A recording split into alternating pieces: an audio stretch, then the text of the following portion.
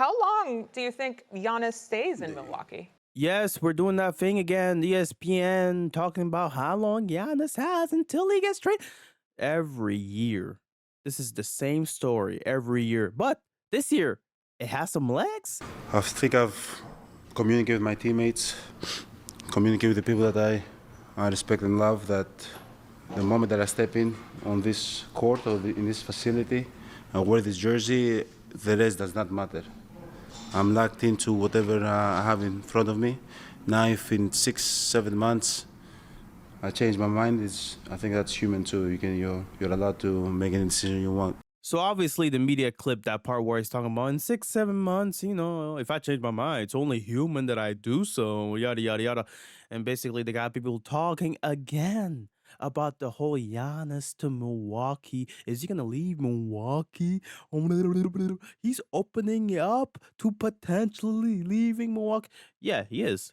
Obviously, he's been open for years. I think one thing that Giannis he does that I love is be honest. He's as honest as he can be when he answers a lot of these questions, right? Without divulging a lot of the personal information that's not needed, right? But he's honest almost to a fault, right? Sometimes it can get him in a bit of trouble when you got him saying, well, if it's human, I can change my mind too, in 6-7 months.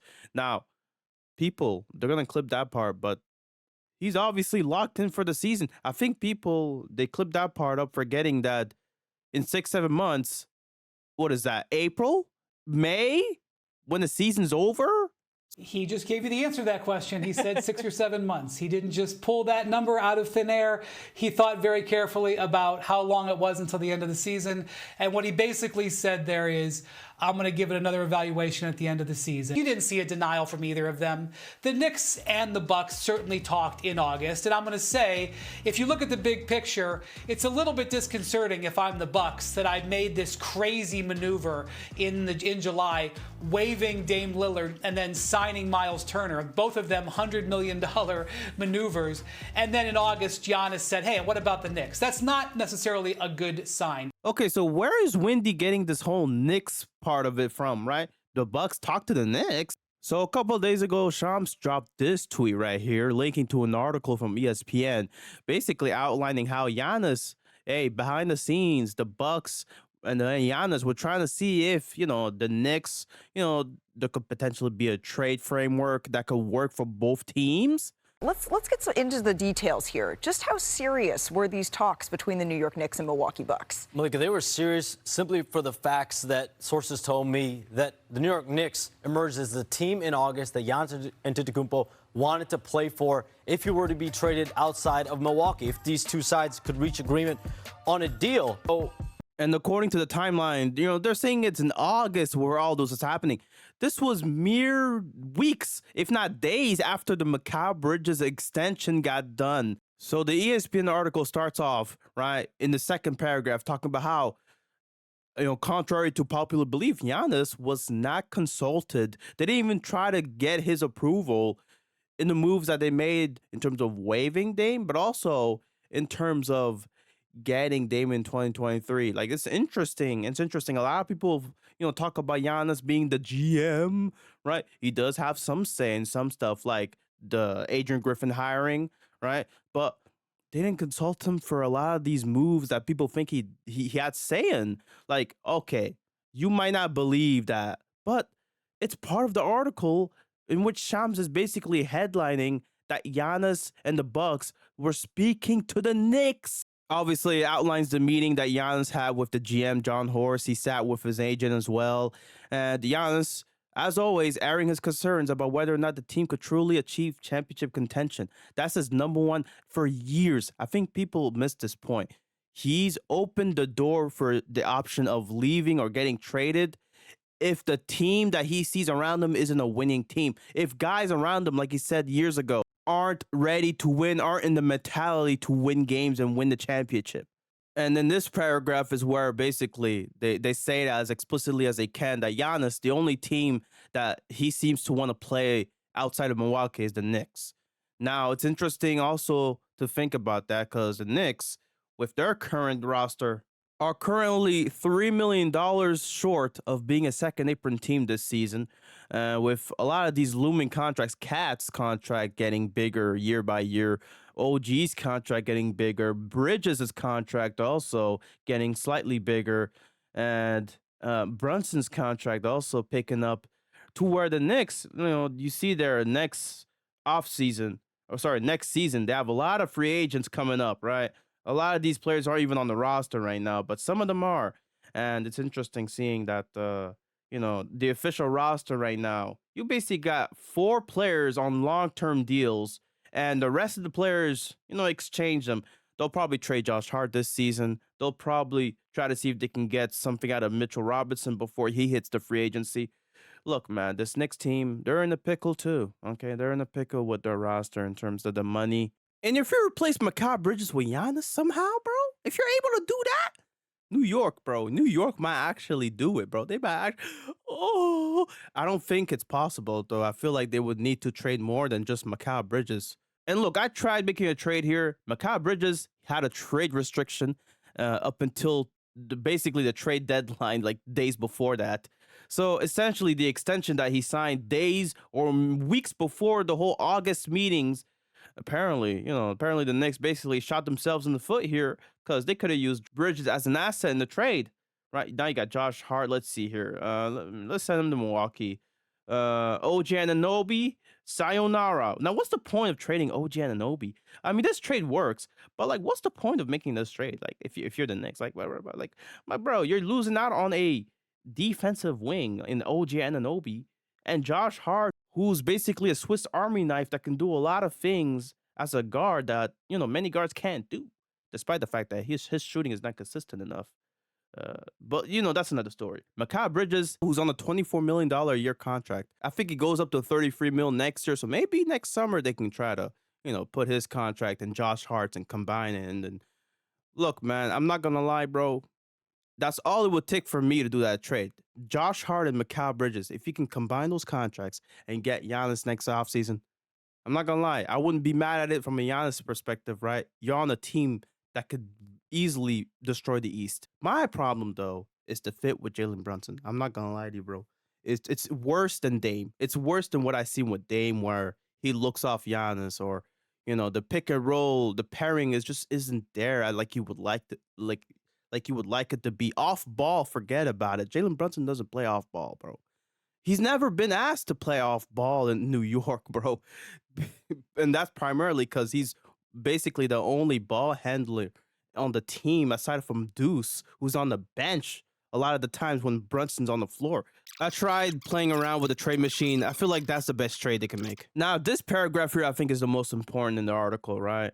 Talking about how the Bucks insisted to the Knicks that they preferred not to move Giannis. But those in Milwaukee believe New York didn't even make a strong enough offer to continue even discussing it further. So it doesn't seem like both sides were even taking each other seriously. They were just like, you know what? Let's have a conversation. Let's see where this goes. And we also got New York's input, apparently, from their part. They believe the Bucks never were serious about entertaining a Giannis trade. So, at that point, yeah, this was not really a serious conversation. There was no traction here. They just wanted to see where each side was at, right? The Bucks also picked up that phone call that the Knicks made, and I was told essentially from one source that this was an exclusive negotiating window that the Knicks had over multiple weeks. In August, Leon Rose, the Knicks president, called John Horst, the Bucks general manager. These sides had multiple conversations. Offers were made. Probably somebody from Giannis's team reached out to Milwaukee. Is like, yo, bro, I'm not gonna lie, bro. The Knicks, they're an interesting team. If I wouldn't play in Milwaukee, I think that's the team I might want to get traded to. So then John Horst, doing his due diligence, goes and reaches out to the Knicks. Hey, bro, what do you think? I think John Horst knows that the Knicks don't have a serious offer. As I outlined, they would have to wait till the deadline to possibly make a trade that includes Mikal Bridges' contract, or even have Josh Hart and then attach it to Mikal Bridges. One thing I will say about the Knicks, they did a good job making sure they weren't a second apron team this season, to where they could aggregate contracts in a possible trade for Giannis. They wouldn't have to just trade Cat and then hope for the best, right? And recently there was an article, a Greek article, basically outlining how Maria, who's Giannis's wife, prefers to live in Greece than Milwaukee, and they moved the whole family to Athens. Oh my God. And Giannis responded to your article via Instagram by basically talking about how, it's endangering his children. Do not upload my kids on any platform again, yada, yada, yada. But I don't think he denied a lot of what was said in that article. I think his main point was to basically say, don't put my children's names, don't put my children's business in the article, right? Which is, respectable. He does post a lot of pictures with his children where they have glasses on their eyes so as to not have their eyes out there in the public. I guess maybe that's, protecting against facial recognition technology or something. I don't know, bro. So this story does have some legs in it, right? Color maneuvers. And then in August, Giannis said, hey, what about the Knicks? That's not necessarily a good sign. If Giannis truly wanted to get traded, he probably would have approached the Bucks in June, and he would have done some maneuvers that made it clear that's what he wanted. But it is very clear to the whole league that Giannis' situation in Milwaukee is probably short-term. While everybody's being respectful, the league is preparing for the end of Giannis' tenure in Milwaukee. That's not an insult. That's just a reality. And you can hear by Giannis' own words and actions, he's thinking about it in the back of his mind too. This is where I need to be honest with a lot of Bucks fans, bro. Like, I've supported the Bucks mainly because Giannis is my favorite player in this league, right? For years, I've supported, and I've basically been calling out the ESPN, the media, for basically crafting this story to us to try to push Giannis out of Milwaukee.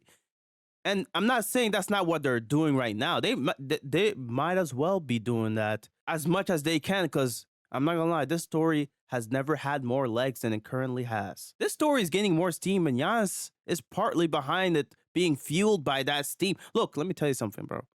Giannis is a cool guy, bro. He's humble, all that things that people love to say about him. But let's be honest, bro. The strategy here is clear. Giannis wants to play both sides. He wants to leave the door open for any move that could happen in the future. Not saying that he's going to request out next year or even the year after that. I'm saying Giannis is basically playing out his options, and he knows if this team ends up in the shitter to where he's averaging 35, 15, and 7, and that alone can't even get them in a playoff spot, let alone a play-in spot. If they can't even make the playoffs, a top 6 seed, whilst he's putting up MVP numbers, that should tell him already, yeah, this place is not for me, bro. I'm on to higher things. I'm on to bigger things, Bucks. No hard feelings, but like, John, I'm not gonna lie, bro. This roster is doo-doo. Like, bro, that's what Giannis be saying. He's gonna say that to his face. He's like, bro, I'm not gonna lie to you, bro. I love you, bro. But this team sucks. Like, this team's ass. And the whole Giannis to the Knicks, it could happen. I wouldn't be happy because I don't like the Knicks. And Dale, Yankee lose.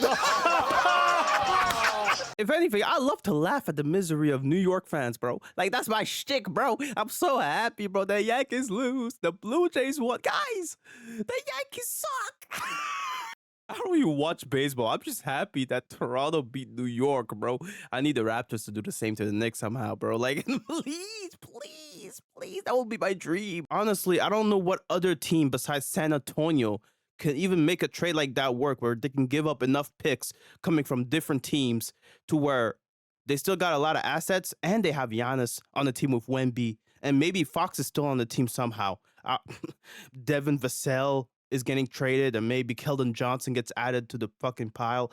Jeremy Sohan somehow retains a spot after all that, and the Spurs are loaded with talent yet again. Bro, I'm not gonna lie, bro. One of the most spoiled franchises I've ever seen that really doesn't deserve a lot of the spoils that they earn. Wemby, #1 pick. Then they get a #2 pick 2 years later. These motherfuckers, bro. I swear to God, bro. Why can't the Raptors get this lucky, bro? Like, why not, bro? Like that year where San Antonio had 2 top 10 picks. Well, that's because the Raptors had this genius idea of trading for Jakob Poeltl in the mid-season to make a playoff push with a roster that wasn't even that good. And we got fooled by the easy schedule we had to where we won a lot of games. And now the Spurs were able to take our pick at #8. Which we could have had Matas Buzelis on this team by now. We could have had Rob Dillingham on this team. We could have done a lot of things with that pick, bro. Which is is why I propose that Giannis gets traded to Toronto. I don't care. I'm shameless. I don't care. This is my video. This is my channel. I can do whatever the fuck I want. There's a framework here that Times of India reports on. I'm pretty sure they got this from another article. Milwaukee gets quickly RJ Barrett, Grady Dick, and multiple first-round picks for Giannis. That's one framework. I don't like the framework personally because I feel like quickly's off-ball play with Giannis would be beautiful. Grady Dick's also another player. His spacing is vital. RJ Barrett is one guy that I'm okay with trading for Giannis somehow, bro. Like, I think him and Scotty Barnes, if we could trade those two and get Giannis, I feel like that's the best we could do. Honestly, that's the best we could do. Now, okay, let's stop talking about the Raptors. Oh boy, we've talked about Giannis to the Raptors potentially for years too, bro. It's so stupid because honestly, Giannis doesn't even care anymore. He probably wants to go to New York just because they have the better team. So that's where we're at with the Giannis shebang, the rumor mill. I mean, it's just gonna keep on keeping on, bro. The Knicks, likeliest team to trade for Giannis as of today. I can't be mad at the story. I can't be mad at ESPN pumping this story up because it has legs. It does have legs. Bucks fans, I know you don't want to admit it, but Giannis, he's on his way out. He has one foot out the door already. He's gonna commit to the season, but he's thinking about the future as well. Okay, that's about it, bro. I'm gonna see y'all. Peace out.